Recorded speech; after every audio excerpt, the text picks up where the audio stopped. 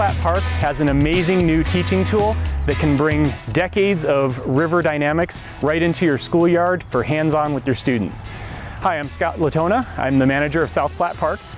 We're part of South Suburban Parks and Recreation District. We provide the recreation services to 6 cities and 3 counties within the south part of the Denver area. And South Platte Park itself is an 880-acre open space along 2.5 miles of the South Platte River. It's owned by the city of Littleton, and it was created after a flood in 1965. Our flood table is now traveling with us in the South Platte Express. It's an item that we can bring to your classrooms, to your school cafeterias, or into your schoolyard or parking lots, and really bring the river dynamics to life for your students. During the pandemic, this can be a great option for your school because all of our staff will be masked. We can work with masked students in small groups, and the entire thing can occur outdoors. For today, we're going to be demonstrating along with several staff. We are going to go without our masks and keep our distance just so that you're able to see us and understand us a little bit better. Let's get this thing unloaded and show you what it can do.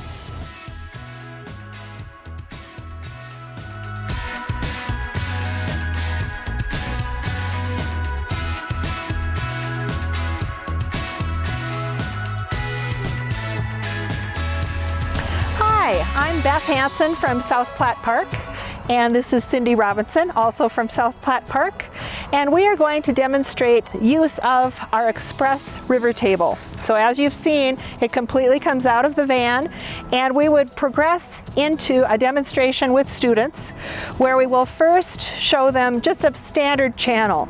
I've set the table up with a fairly round shaped channel so that students can watch change occur right in front of them. I may ask them to make predictions about what will happen next, and then we're going to proceed into some flooding. Just some light flow. The water begins down the channel and very quickly starts to erode the edges of the channel that I built. Students by now are usually squealing and getting very excited that it's flooding and everything's moving and everything's changing. We can already see the development of a cut bank, and we are seeing the deposition that is creating a point bar. We may be able to see a riffle, and then as we reach the bottom of the table, the water goes into a drain and is recirculated back up. So with students, I may just demonstrate something like this. I may also take it higher into the flood. Again, asking for predictions and then pausing to get observations as to what may have changed, what have they noticed, were they surprised by anything, getting feedback from them and pointing out the structures such as the point bar, the cut bank, riffles, areas of deposition further down on the table, and get some conversation going that way. Next, we are going to move into putting some of our props in there. So we distribute materials around to students and sometimes parents because they can't resist. And we ask the students to place things in a way that they think would create a safe human environment. We can point out habitat for the animals with which we share this environment, but now we're going to have them focus on man-made structures. So we have homes, we have mobile homes that float, we have boulders, these small rocks are boulders, we have trees with root systems. So these trees actually, and I do ask students to let me know what they see about the tree. They will notice the root systems, and I ask them if they think that will make a difference. They nestle their trees in so that we can see the impact that a root system might have on a river, on erosion and sedimentation.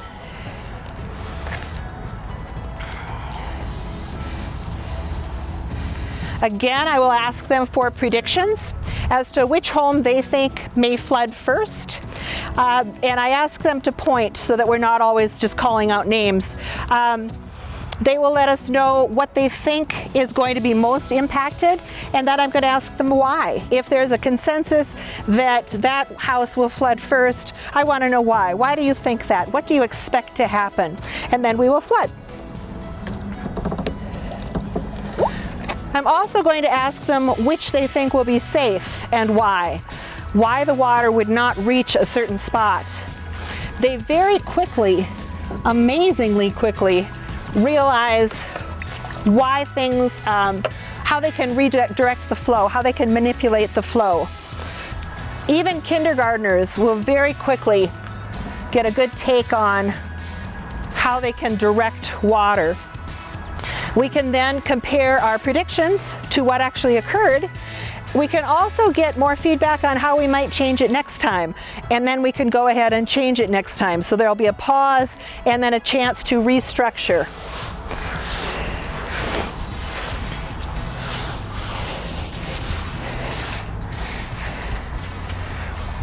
This gives me an opportunity to talk to students about why they are doing what they are doing, what is their strategy, why do they think they will be successful with how they have modified this environment. We can also look again and say, do we still have a place for animals? The habitats that were here when we began have been significantly altered. Can we find a way to have both? So we will flood this way, and then we're going to revisit it and try to find a way to have homes for both human beings and the animals in this habitat, in this zone. So again, we're doing predictions, what actually occurred, why do you think it occurred, and this is all amidst the squeals and excitement of children who have sand all over their hands and are just having a great time building. So as we look for the habitats that have been significantly altered, we will find ways that humans can coexist if they should choose to. We will also see some community development. Sometimes students will work together, and in their collaboration they make a very safe structure. We can again draw correlations to actual real life. In addition to this, which I kind of considered our standard river table, we have ways of extending the use. I'm going to just rinse a minute here, just like the students would need to rinse. So if we have classes that are working specifically with, for example, a beaver population, we have beaver dams that can be placed on the table. I'm sorry, dams. Beaver dam. And we can build these, use these as students choose, and then locate their lodge where it would be appropriate after the dam has been built. This helps a lot for students who struggle with which comes first, why is the lodge built where it is, and so forth. So it allows us a nice entryway into animal adaptations and how that impacts the creature's population. Another one that we use to work with animal habitats is this activity where students place these lids where they think it's appropriate. We have vegetation like willow shrubs, we have upland grasses, so they can choose where they think it's most appropriate. So students will place the discs. I've got grasses, dragonflies, a raccoon,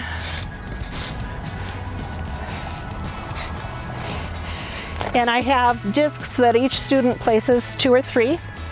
We then ask other students to look at it and see if they think it's appropriate. If they feel there's something that should be changed, for example, somebody might say, I thought dragonfly nymphs lived in the water. So then another student might make that correction and move the disc more appropriately. Once we have all analyzed and perhaps walked around the table, we will then run a flood to see if it's still appropriate. Once the flood has run, students will notice immediately, oh gosh, the fish used to be in a shallow pool, now it is full of sediment, you can't even see through the water, it's so filled with debris. They might notice that cattails are fully underwater, where they used to be at a nice level. So students notice the change, and then we can make adaptations. So we pause again and then find spots that are more appropriate after the flood has changed the land a lot. Overall, we're looking at the multiple ways that water changes land.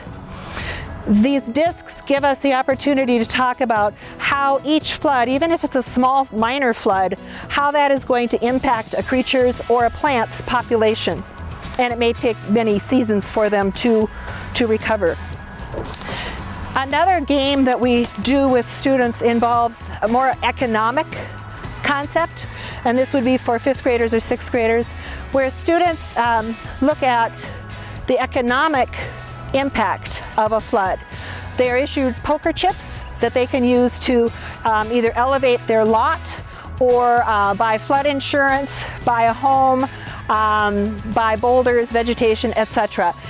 So they can do things, they can build a dam. They can do things to impact their community with using their poker chips to pay for the things. So it really makes it a more real life scenario. The South Platte Express is very flexible. We can come to a parking lot, a playground. We can come indoors to your gymnasium, cafeteria, or classroom. We could come to a community event. We can come to your neighborhood block party. We can even come to a garage birthday party. So we can come wherever you want us to be. And don't worry, we're not going to leave a mess. We have our own vacuum cleaner. And we sanitize the table and all of the props. So that way we keep your community or your group safe. In addition to coming to multiple locations, we're also flexible in what we can bring with the river table. So we can talk about flood history and river systems in this area. We can talk about animals and bring hands-on activities for students so that they can actually touch and feel pelts and skulls of animals that live in river communities. We can also bring live animals like crayfish, so children can have the experience of picking those up, touching them, and interacting with them, as well as learning about what those parts are for, what the adaptations are for, and how they use things, including hands-on activities like trying to pick up your own food with a crawdad claw. In addition to that, we can also do gold panning. So your group can strike it rich. We'll show you how to use gold pans. We'll bring all the materials, and again, we'll clean up afterward. So as you can see, we can accommodate groups of all different sizes and locations wherever it works for you. If you're joining us as part of the CAEE 2020 conference, we will be hosting a roundtable discussion on Friday at noon. As part of that discussion, we'll be talking about the logistics of the South Platte Express and the river table. We'll also be covering how we've adapted our programs and summer camps to make sure that they're fun even in the age of COVID. Whatever your group needs, the South Platte Express is here to help. We can't wait to talk to you about how we can help your students better learn. Even if you can't come to South Platte Park, we can bring the park and all of its learning experiences to you. We can't wait to talk to you about this great opportunity.